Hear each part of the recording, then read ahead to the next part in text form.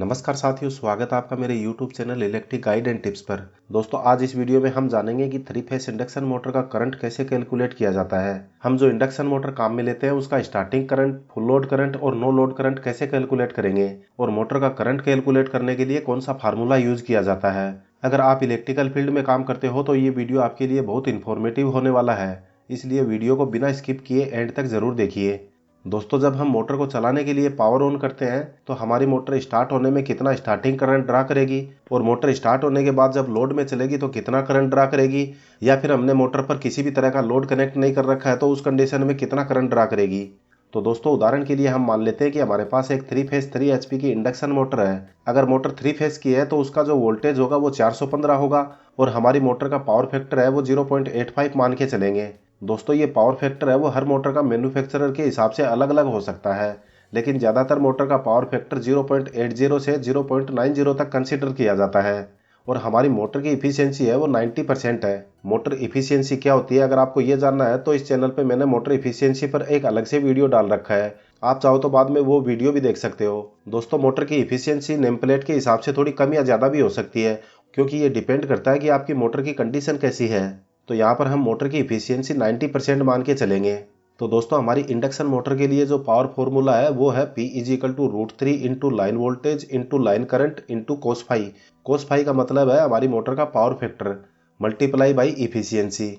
दोस्तों, इस power formula के थ्रू जब हम अपनी मोटर का करंट कैलकुलेट करेंगे तो करंट कैलकुलेट करने के लिए हमारा फॉर्मूला जो होगा उसमें हम IL को सबसे पहले रखेंगे। तो अब हमारा फॉर्मूला होगा वो IL = power divided by √3 into line voltage into cos phi into efficiency. दोस्तों, इस फॉर्मूला में वैल्यू पुट करने के बाद जो करंट की वैल्यू आएगी वो हमारी मोटर की फुल लोड करंट वैल्यू होगी। अब हम 3 एचपी की मोटर का करंट इस फॉर्मूला से निकालेंगे तो एचपी की वैल्यू को वाट में कन्वर्ट करके इस फॉर्मूला में पुट कर देंगे। तो दोस्तों, ये तो आप सभी को पता ही है कि 1 एचपी बराबर कितना वाट होता है। 1 एचपी बराबर 746 वाट होता है। दोस्तों, हमारी मोटर जो है वो 3 एचपी की है और 3 एचपी को वाट में कैलकुलेट करने के लिए हम 3 को 746 से मल्टीप्लाई कर देंगे। अब जो मोटर की वाट वैल्यू आएगी वो 2238 वाट होगी, यानी हमारी जो मोटर है वो 2238 वाट की है। अब हम अपनी 3 एचपी की मोटर का फुल लोड करंट निकालेंगे। तो इस फार्मूला के अंदर पावर की जगह हम 2238 वाट लिखेंगे और नेक्स्ट में जो √3 की वैल्यू है वो हमेशा फिक्स होती है 1.732 और √3 की वैल्यू हम 1.732 लिखेंगे। इसके बाद पावर फैक्टर की वैल्यू 0.85 लिखेंगे और मोटर की इफिशियंसी की वैल्यू 0.90 लिखेंगे। अब इन सभी वैल्यू को मल्टीप्लाई करेंगे तो जो वैल्यू आएगी वो 549.8667 आएगी। इसके बाद इस वैल्यू को 2238 वाट से डिवाइड कर देंगे और आंसर में जो वैल्यू आएगी वो आएगी 4.07 एम्पियर। यानी हमारी 3 एचपी 3 फेस इंडक्शन मोटर है वो फुल लोड पर चलेगी तो 4.07 एम्पियर करंट कंज्यूम करेगी। तो दोस्तों, यहाँ तक हमने देखा कि हमारी 3 एचपी की मोटर है वो फुल लोड पर चलेगी तो कितना करंट ड्रा करेगी।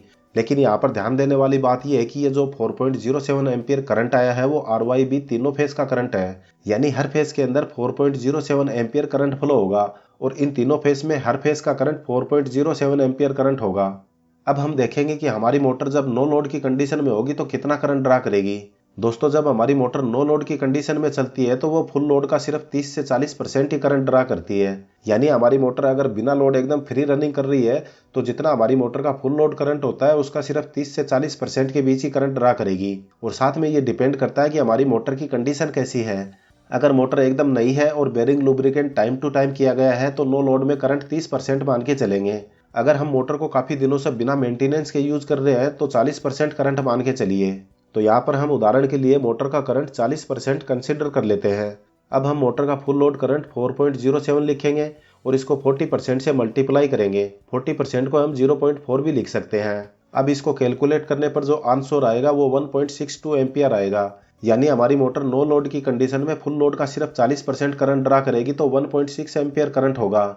दोस्तों, अब हम देखेंगे कि हमारी 3 एचपी की मोटर है वो स्टार्टिंग के समय कितना करंट ड्रा करेगी, यानी हमारी मोटर पावर ऑन करते समय कितना करंट लेगी। दोस्तों, जब भी हम इंडक्शन मोटर को स्टार्ट करते हैं तो वो अपने फुल लोड करंट से 3 से 5 गुना तक ज्यादा करंट ड्रा करती है। यहाँ पर हमने मोटर का full load current 4.07 ampere calculate किया था, तो हम इसका 3 गुना ज्यादा करंट मान के चलेंगे।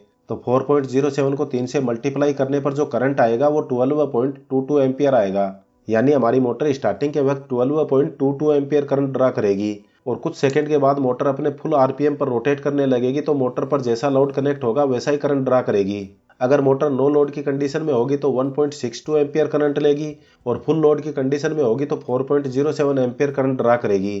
तो दोस्तों यहाँ पर हमने 3 एचपी की मोटर का करंट कैलकुलेट करके देखा है। आप लोग इस फार्मूला से कितनी भी एचपी की मोटर का करंट कैलकुलेट कर सकते हो। दोस्तों इस वीडियो में हमने देखा कि मोटर का करंट कैलकुलेट कैसे किया जाता है, मोटर को चलाने के लिए कितनी एचपी की मोटर के लिए कितने स्क्वायर एमएम की केबल यूज करनी चाहिए, इस पर मैंने एक अलग से वीडियो बना रखा है। उसका लिंक आपको डिस्क्रिप्शन में मिल जाएगा, आप वो वीडियो भी देख सकते हो। अगर आपको आज का वीडियो इन्फॉर्मेटिव लगा तो वीडियो को लाइक और चैनल को सब्सक्राइब करना बिल्कुल ना भूलें। मिलते हैं नेक्स्ट वीडियो में एक नए टॉपिक के साथ। धन्यवाद।